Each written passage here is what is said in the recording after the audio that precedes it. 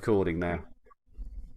So I'm just recording anyway, and I can cut the front bit of this off. So what did I do the other day? So my name is Dave. I'm a coach, a mentor, and a speaker. And somebody asked me recently how to describe what I did in the simplest way, and it is I have conversations with amazing people and great things happen, which makes it sound also really, really simple, but it's not. And I'm having a chat with my good friend Debs, who's going to tell you all about what she does in a moment. But Debs does hypnotherapy stuff, and she's messed with my mind. She's very, very good at it. So Debs, what do you do?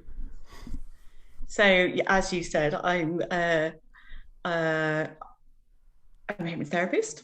I'm predominantly a coach, so I use hypnosis as a tool within coaching, really. Well, no, not really. That's what I do. And I work with, I would say, generally my clients. I've worked with quite a range of people, but I'd say mostly people who have trouble expressing themselves, and it can be in a work situation. So I've worked with managers, people who sit on boards and basically didn't feel able to speak up. So it's very much about kind of, helping people to kind of own their space really and have the confidence to speak up.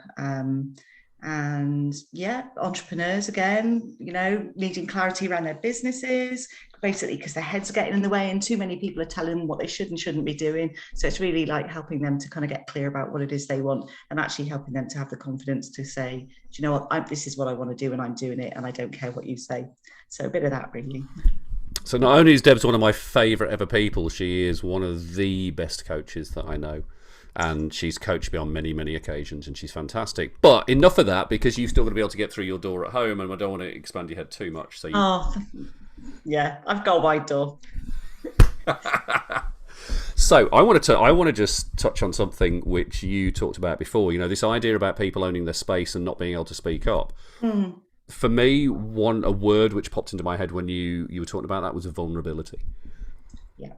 It's about vulnerability. Absolutely. So yeah, and I think we touched on this when we were talking last week, didn't we? Because I was talking to one of my clients a couple of weeks ago actually, and we were just to say, if you can hear any snoring in the background, that's the dog. Okay, so apologies for that. A gentle kind of. We were talking about vulnerability and what that means, because to this person, and I think to so many people, vulnerability. That's the word. Vulnerability. It is a Sunday night. So vulnerability for so many people equals weakness. And I think particularly in a work environment, but if people show their vulnerability, it means that they're weak, which is actually so not the case at all. Yeah.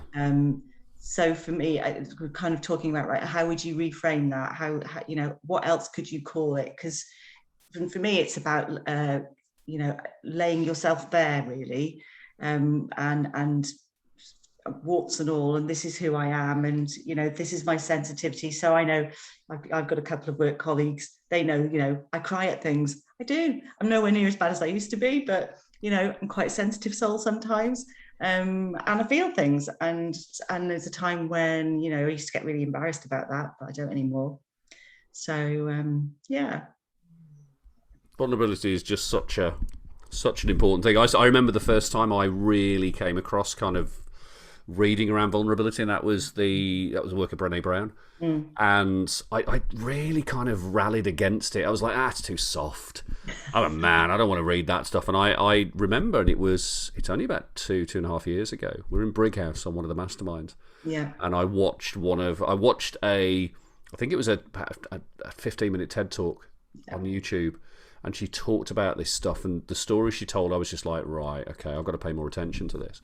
And it got me thinking back to the times where I've been vulnerable and what's happened because of that. And I was thinking about this when we spoke last week about talking more around vulnerability. And I was thinking about when we could do this content tonight, that I stood on a stage in May of 2018, having spent 6 months, 3 months. It was 3 months. Yeah, was it 3 months? Yeah, it was three. Starting in February, so I can't do my maths right. But I'd started in the February looking at doing some public speaking, because I knew I was going to have a couple of public speaking opportunities later that year and into the next year, and I wanted to do the the best I could with them. I didn't want to go up there and kind of just go and not say anything, or not say anything in a way which was going to be received or understood or have an impact.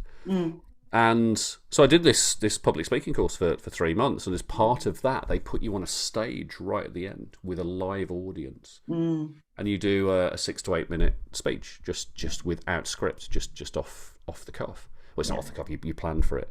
Yeah. And so you can't see it here. I'm just going to angle the camera up a little bit. That's Colin. Colin's my chimp, and I was going to do a talk on something called the chimp paradox, the work of Dr. Stephen Peters. And I'd got this whole thing written, ready to go, and I was practicing it. And I sat there in one of the practice sessions, and I just went, "It's the wrong thing for me to talk about. I cannot talk about this." And what I flipped to was I actually flipped to talking about the time where my wife threw me out of the house for really just being angry, and she just had enough of it back in 2015. Yeah. And that suddenly there was that kind of boom, that's the right thing to talk about. But there was also this massive fear that I was going to be talking about something which was really behind closed doors. Yeah. Very few people knew that I'd been thrown out at that point, and I'd been out of the house for 2 weeks. Very, very few people knew what was going through my mind at the time. And then I was going to stand on stage and talk about it. And what it did for me is I delivered that, and I delivered it in front of my parents. My parents had come up to watch it. Unfortunately, my wife at the time couldn't. She wasn't able to because we have younger children.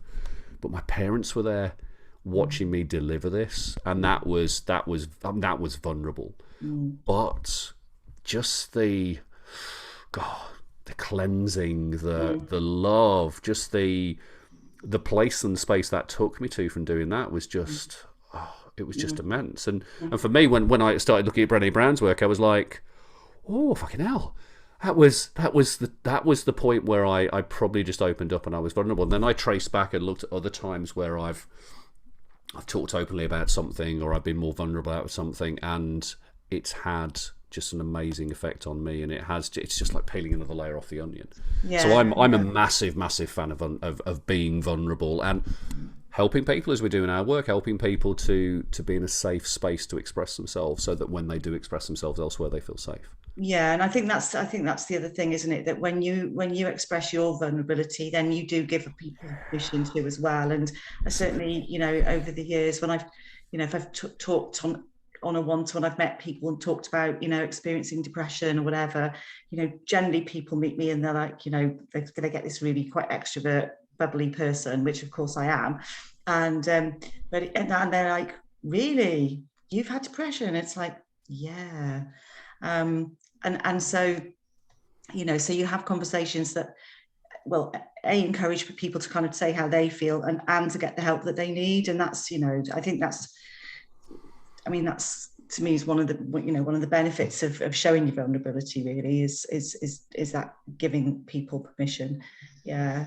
Because it's scary, actually. I mean, for me, doing these videos, isn't it? I mean, people will have seen a few of these now with, various ones that I go through this mixed up. But, putting these out into online has been the most, well, of recent times, thing that I've found the most difficult to do. Because I'm, again, you're seeing me, you're seeing, me, well, I feel vulnerable doing this because I don't want people to judge or disapprove, or they can disagree with what I'm saying. I really don't care about that, but it's like there's always that thing, isn't it? Oh, will they like me? What if I say something wrong? And that's again some of my clients, sitting in a boardroom saying nothing because it's like, what if I get it wrong? What if they just think, well, what was she talking about?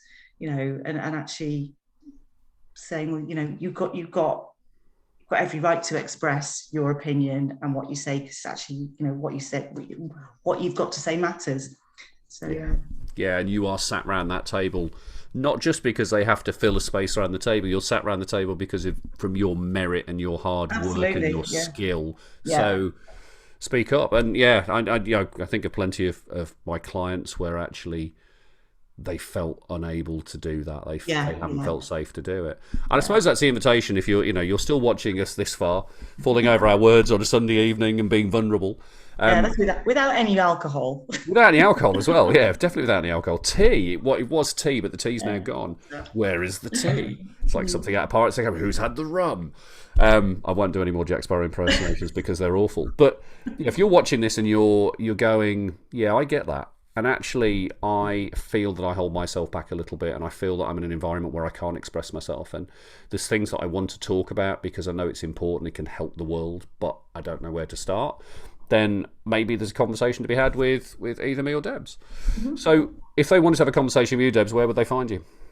Well, you can direct message me via this video. So you can find me on LinkedIn or on Facebook.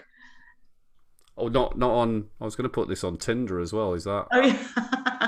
All right. Can we do that? Oh no, please don't. Please don't. Yeah, like I know how to do that. Then again, yeah, and then my very long my email, which I appreciate. I need to get a shorter, snappy email. Is Harvey, Harvey 182@hotmail.co.uk. I put the video out last week, and one of my friends messaged and said, it's like is it a dating thing? You get people to. I'm like, no, a bit ruder than that actually. So I know, but yeah, direct message me here. That's the easiest. Cool. Now, if you need to get in touch with me, you can find me at hello@davethecoach.co.uk, and the website's www.davethecoach.co.uk, and wherever you are here, DM whatever on here, you'll find me on here too. And we would love to have a conversation with you if you feel ready to have a conversation with us. And equally, if you know somebody else who, you're watching this going, this would really suit someone else, have a conversation with either Dave or Debs, get them to get in touch as well. That'd be brilliant. So Debs, that was brilliant. Thank you for listening, everyone. Cheers, Dave. Bye for now. Bye all. Bye. Got to find the button awkwardly now. It's there somewhere. Where's it gone? There it is.